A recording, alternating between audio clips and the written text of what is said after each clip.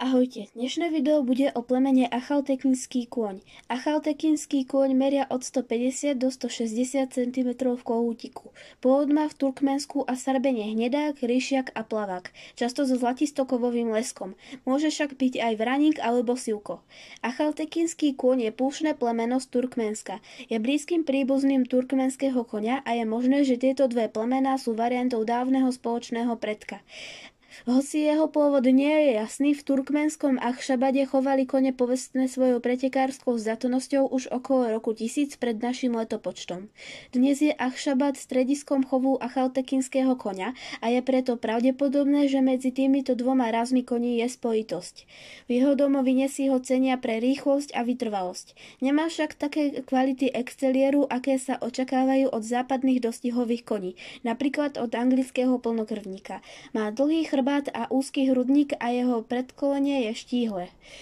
Jeho dlhý krk môže prispievať k tomu, že spravidla zdvíha hlavu nad ruky jazdca.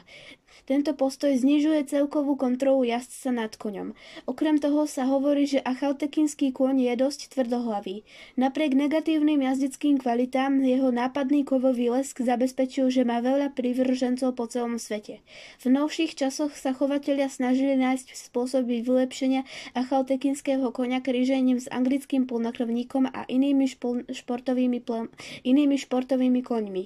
Dnes sa výzorom oveľa viac podobá týmto európskym koňom a v Rusku si práve preto vyberajú jeho na drezúru a skokové disciplíny. Turkmenskí chovatelia si však uvedomili, že kríženia znižujú jeho schopnosť vydržať nehostinné púštne podmienky a vrátili sa k chovu čistokrvných rodových línií.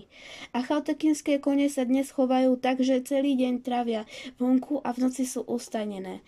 Kedysi boli uviazané vonku po celý rok. Prikrývali ich niekoľkými prikryvkami z ťažkej polsti. V noci preto, aby boli chránené pred zimou a cez deň preto, lebo to vraj roztopí nadbytočný tuk. Krmili ich potravinami s vysokým obsahom bielkovín a malým objemom. Lucernou, guličkami baranieho loja, vajíčkami a jačmeňom.